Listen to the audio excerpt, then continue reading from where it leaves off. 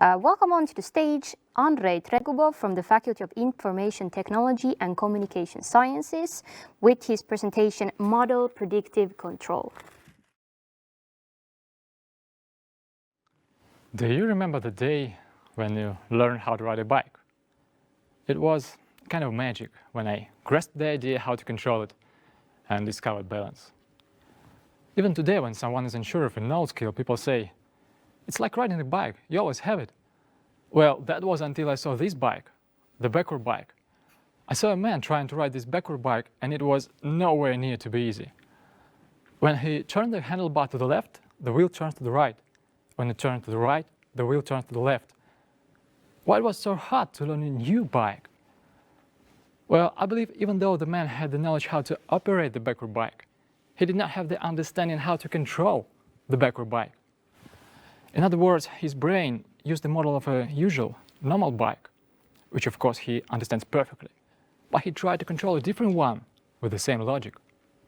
I see a very important disconnect here, a mismatch between the model inside his head and the system he wanted to control. I study electric motors now, and nothing in an electric motor makes sense except in the light of a control algorithm.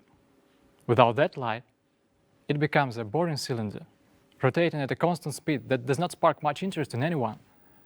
But even our old gray motor has the potential to show new tricks if we design a smart algorithm for it. Problems start to appear if this algorithm has a mismatch inside suddenly. Who knows what can happen to our old motor in this case?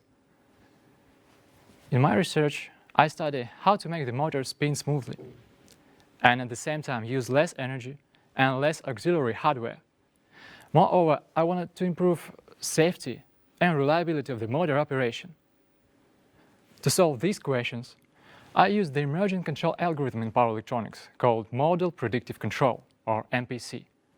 MPC shows very promising results in addressing all the performance metrics that I've mentioned: efficiency, safety, and reliability.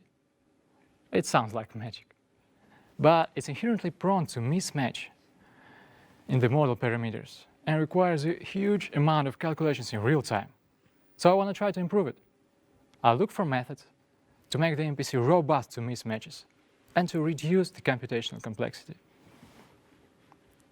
One day you will drive your electric car and notice how smoothly it runs.